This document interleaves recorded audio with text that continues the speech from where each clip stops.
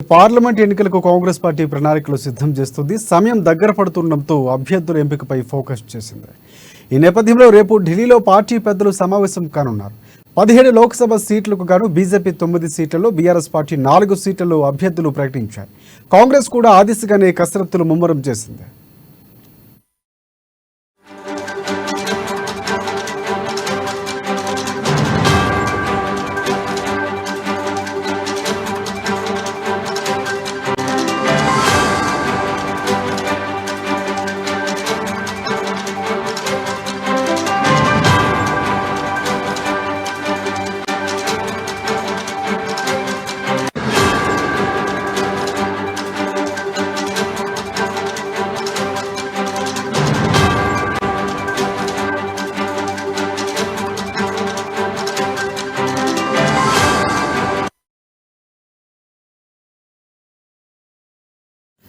రేపు ఢిల్లీలో Congress party central election committee సమావేశం కానుంది. దేశవ్యాప్తంగా తమ అభ్యర్థుల మొదటి లిస్టును ప్రకటించే అవకాశం ఉన్నట్లు తెలుస్తోంది. ఈ జాబితాలో తెలంగాణలో పలు స్థానాలకు అభ్యర్థులు ప్రకటించబోతున్నట్లు తెలుస్తోంది. పలు నియోజకవర్గాల్లో పోటీ తక్కువగా ఉండి దాదాపుగా కన్ఫర్మ్ అయిన నల్గొండ, మహబూబ్ నగర్, జహీరాబాద్, భువనగిరి, ఖమ్మం, వరంగల్ నియోజకవర్గాల అభ్యర్థులు ఖరారు చేయనున్నట్లు తెలుస్తోంది.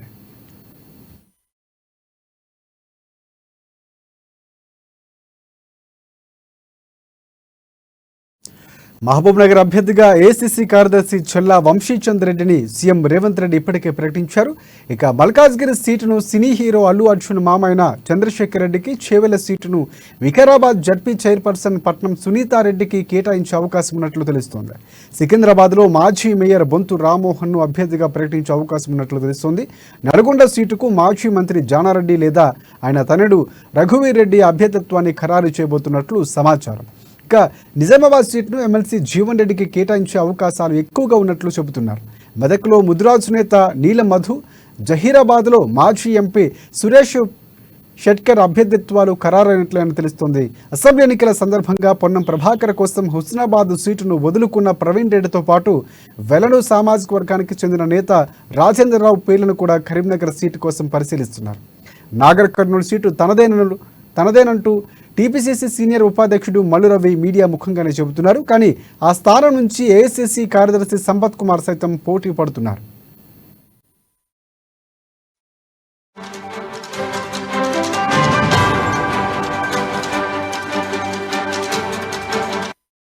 అలాగే కాంగ్రెస్ అగ్రనేత రాహుల్ ఈసారి తెలంగాణ నుంచి పోటీ చేయబోతున్నట్లు తెలుస్తోంది. ఇండియా కూటమిలో భాగంగా వైనాడ్ ఎంపీ టికెట్ను కోల్పోయిన రాహుల్ గాంధీ ఎక్కడి నుంచి పోటీ చేయాలనే ఆలోచనలో ఉన్నారు.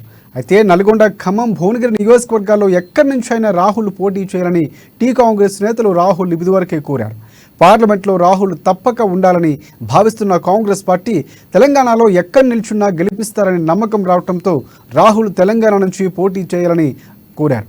ఇక వార్తలు వస్తున్న నేపథ్యంలో రేపు జరిగే కాంగ్రెస్ సెంట్రల్ ఎలక్షన్ కమిటీలో ఆయన ఎక్కడి నుంచి పోటీ చేస్తారనే విషయం కూడా క్లారిటీ రాబోతున్నట్లు తెలుస్తోంది. దీనికి సంబంధించి పూర్తి అప్డేట్స్ అందించేందుకు మా ప్రతినిధి హరీష్ మనకి ఫోన్ లైన్లో సిద్ధంగా ఉన్నారు. హరీష్ చెప్పండి, లైవ్ ద్వారా అందిస్తారు. హరీష్ చెప్పండి.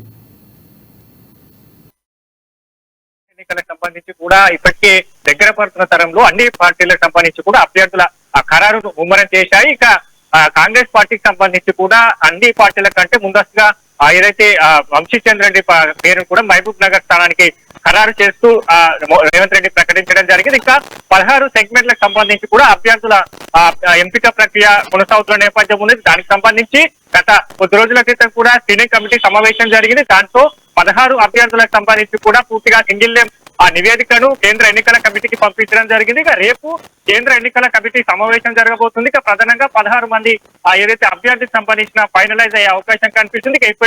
ఇక మరోవైపు ఇప్పటికే బీజేపీకి సంబంధించి కూడా 9 మంది అభ్యర్థులను ప్రకటించింది. ఇక బీఆర్ఎస్ సంబంధించి కూడా 4 సీట్లకు అంటే 4 అభ్యర్థులను కూడా ప్రకటించిన నేపథ్యం ఉన్నది. కాబట్టి ఇక వచ్చే వారంలో ఎన్నికల నోటిఫికేషన్ వెలువడుతున్న అవకాశాలు కనిపిస్తున్నాయి. కాబట్టి ఇప్పుడు దానికి సంబంధించి కాంగ్రెస్ పార్టీ కూడా ముమ్మరం చేసింది. ఇక అభ్యర్థులకు సంబంధించిన ఎంపిక ప్రక్రియ రేపు ఫైనలైజ్ చేసే అవకాశం ఉంది. రేపు స్క్రీనింగ్ కమిటీ సమావేశం ముగిసిన తర్వాత కూడా కేంద్ర ఎన్నికల కమిటీ అభ్యర్థులకు సంబంధించిన ప్రకటించే అవకాశాలు కనిపిస్తున్నాయి. ఇక ప్రధానంగా ఇప్పటికే పలు నియోజకవర్గాలకు సంబంధించి కూడా సింగిల్ నేమ్ తో ఉండే ఆ డాటాను స్క్రీనింగ్ కమిటీ అక్కడ కేంద్ర ఎన్నికల కమిటీ బయటకి ఇచ్చింది కాబట్టి దాంట్లో మల్కాజ్గిరి సంబంధించి కూడా కంచర్ల చంద్రశేఖర్ రెడ్డి అయితే అల్లు అర్జున్ మామను కూడా ఖరారు చేస్తూ గత స్క్రీనింగ్ కమిటీ నిర్ణయం తీసుకుంది. ఇక మరోవైపు చేవేలకు సంబంధించి కూడా జడ్పీ చైర్మన్ పట్నం సునీతారెడ్డికి సంబంధించి కూడా ఖరారు చేసుకున్నట్టుగా తెలుస్తున్న నేపథ్యం ఉంది. ఇక సికింద్రాబాద్ సంబంధించి కూడా గత మేయర్ గా పనిచేశాడు బొల్తు రామోహన్ సంబంధించి ఆయనకు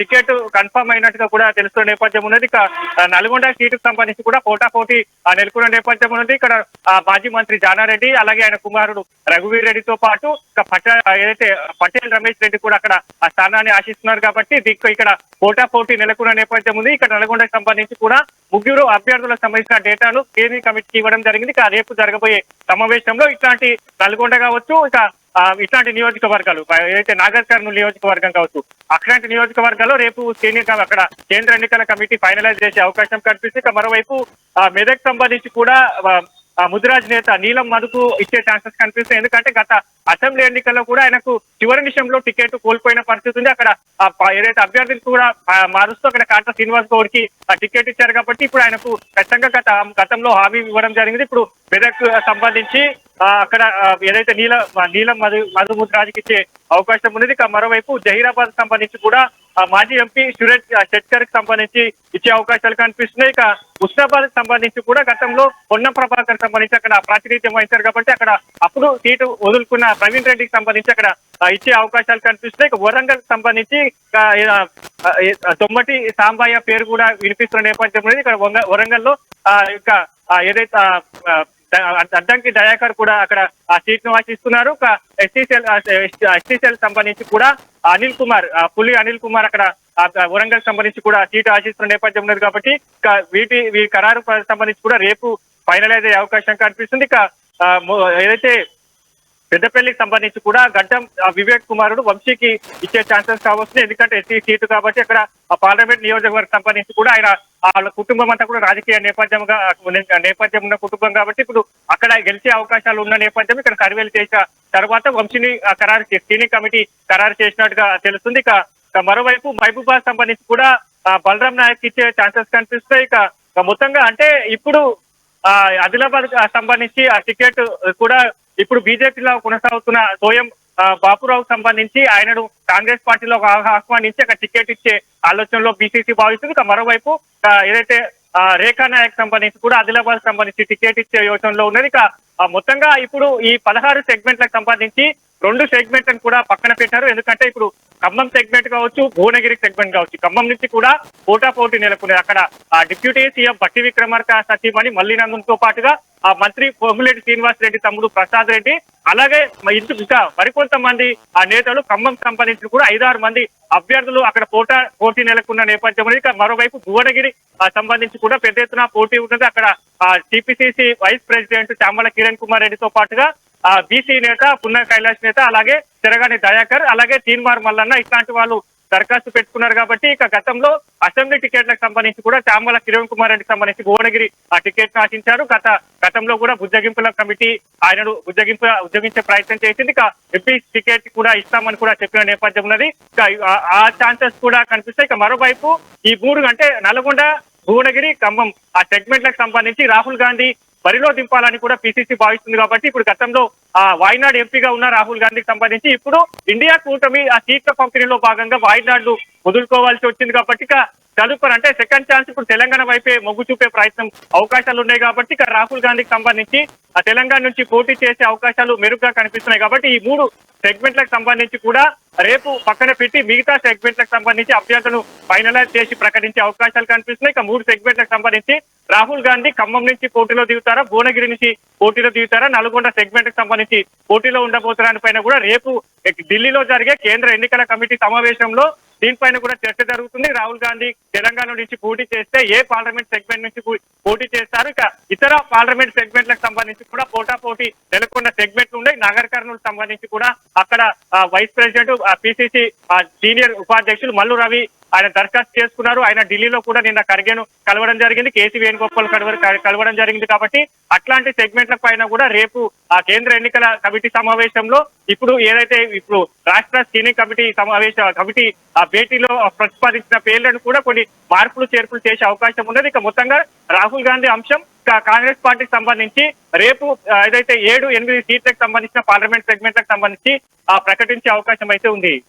రాజశేఖర్ రైట్ ఇక్కడ పూర్తిగా అభ్యర్థుల ఎంపికకు సంబంధించి దరఖాస్తుల స్వీకరణకి ఇప్పుడు విడుదల చేస్తున్నటువంటి ఏదైతే ఫస్ట్ లిస్టుకు సంబంధించి పూర్తిగా వ్యత్యాసం ఉన్నటువంటి పరిస్థితి కనిపిస్తుంది. కాంగ్రెస్ పార్టీకి ప్రజాదరణ పెరిగిన నేపథ్యంలో, వలసలు వస్తున్న నేపథ్యంలో కొన్ని సెగ్మెంట్లో కాంగ్రెస్ పార్టీ ఆపే అవకాశం ఏమైనా కనిపిస్తూ ఉందా?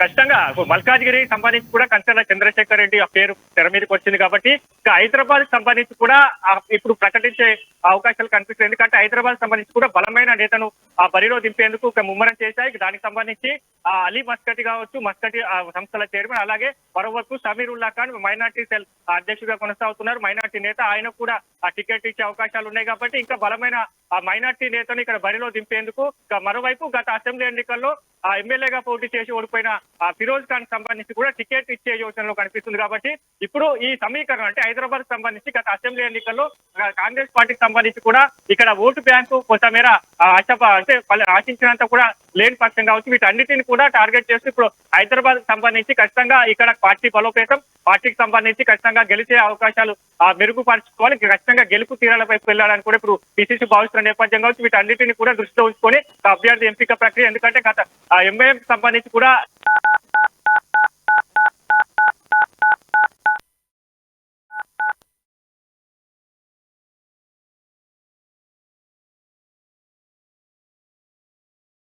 ఓటు చీలే అవకాశం ఉంటుంది కాబట్టి ఆ రకంగానైనా గెలిచే అవకాశాలు ఉంటాయి. కాబట్టి ఇప్పుడు అభ్యర్థికి సంబంధించి అక్కడ హైదరాబాద్ సంబంధించి కూడా పెండింగ్ లో పెట్టే అవకాశాలు కనిపిస్తున్నాయి. ఇక మరో సెగ్మెంట్ రాహుల్ గాంధీకి సంబంధించి కూడా ఈ సెగ్మెంట్ పక్కన పెట్టే అవకాశాలు కనిపిస్తున్నాయి. ఇక ఏదైతే సికింద్రాబాద్ సంబంధించి కూడా గతంలో మేయర్ గా పనిచేసిన ఏదైతే బొంతు రామ్మోహన్ సంబంధించి కూడా టికెట్ ఇచ్చే అవకాశాలు కనిపిస్తున్నాయి. కాబట్టి ఇక మల్కాజ్గిరికి సంబంధించి కంచర్ల చంద్రశేఖర్ రెడ్డికి టికెట్ ఇచ్చే అవకాశం ఉన్నది. ఇక వరంగల్ సెగ్మెంట్ కి సంబంధించి కూడా క్లియర్ కట్ గా బలరాం నాయక్ సంబంధించి కూడా అక్కడ ఆ ప్రతిపాదన పంపారు. కాబట్టి ఇప్పుడు ఏదైతే అన్న స్క్రీనింగ్ కమిటీ పంపిన ప్రతిపాదనలన్నిటికీ కూడా ఏదైతే కాంగ్రెస్ వ్యూహకర్త సునీల్ కనుగోలు రిపోర్టు నివేదికలు, ఇంటెలిజెన్స్ రిపోర్టు నివేదికలు ముందుగా ఉంచుకొని వాటిని ఆ స్క్రీనింగ్ కమిటీలో ఫిల్టరింగ్ తర్వాత అభ్యర్థికి సంబంధించిన ఆ బలాబలాలు కావచ్చు, అభ్యర్థికి సంబంధించిన రాజకీయ సమీకరణలు, ఆర్థిక సమీకరణలు, నియోజకవర్గాలకు సంబంధించి అక్కడ పార్లమెంట్ సెగ్మెంట్లో అభ్యర్థికి ఎంతవరకు గెలిచే అవకాశాలు ఉన్నాయి, వీటన్నిటినీ రిపోర్టు ముందుంచుకొని స్క్రీనింగ్ కమిటీ ఈ 16 సెగ్మెంట్లకు సంబంధించిన అభ్యర్థులు ఖరారు చేసి సింగిల్ నేమ్తో అక్కడ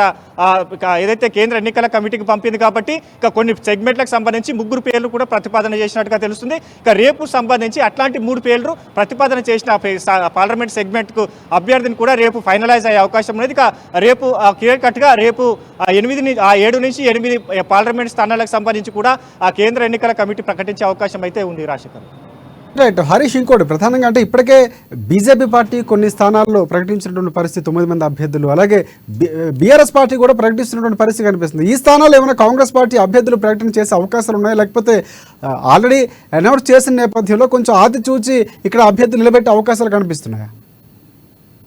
ఇప్పటికే బీజేపీకి సంబంధించి కూడా టికెట్లు అనౌన్స్ చేసిన పరిస్థితి ఉంది. 9 సీట్లకు సంబంధించి కూడా గత మాజీ ఎంపీలుగా కొనసాగుతున్న వారికి అవకాశం కల్పించింది. ఇక బీఆర్ఎస్ సంబంధించి కూడా 4 సీట్లకు సంబంధించి టికెట్లు ఇచ్చారు. కాబట్టి ఇప్పుడు ఆ సెగ్మెంట్లకు సంబంధించి అక్కడ ఎవరైనా అసంతృప్త నేతలు ఉన్నారో వాళ్ళు కీలక నేతలుగా బీఆర్ఎస్ కావచ్చు, బీజేపీ నుంచి కీలక నేతలు కాంగ్రెస్ పార్టీ వైపు ఏమైనా చూస్తున్నారా, కాంగ్రెస్ పార్టీలోకి చేరే అవకాశాలు ఉన్నాయా, వీటన్నిటిని కూడా ప్రతిపాదన తీసుకునే అవకాశం కనిపిస్తుంది. ఇక దానికి సంబంధించి ఏదైతే ఇప్పుడు బీఆర్ఎస్ నుంచి కావచ్చు, బీజేపీ నుంచి అంటే ఖచ్చితంగా రాష్ట్రంలో 14 సీట్లను గెలవాలనే లక్ష్యంతో కాంగ్రెస్ పార్టీ వెళ్తుంది. కాబట్టి ఇప్పుడు బలమైన అభ్యర్థులను బరిలో దింపాలి. కాబట్టి ఇప్పుడు ఎవరైనా ఇతర పార్టీల నుంచి కీలకమైన నేతలు కాంగ్రెస్ పార్టీలోకి వచ్చి ఒకవేళ టికెట్ పార్లమెంట్ నుంచి ఆ సెగ్మెంట్ నుంచి ఆశిస్తే వాళ్లకు టికెట్ ఇచ్చేందుకు కూడా ఇప్పుడు పిసిసి ప్రతిపాదనలు తీసుకుంటుంది. కాబట్టి రేపు సంబంధించి అట్లాంటి ఆశావాలతో కూడా ఇప్పటికే కాంగ్రెస్ పార్టీ ముఖ్య నేతలు కావచ్చు వీళ్ళంతా కూడా ఇప్పటికే రహస్య మంతనాలు జరిపినట్టుగా తెలుస్తుంది. ఇక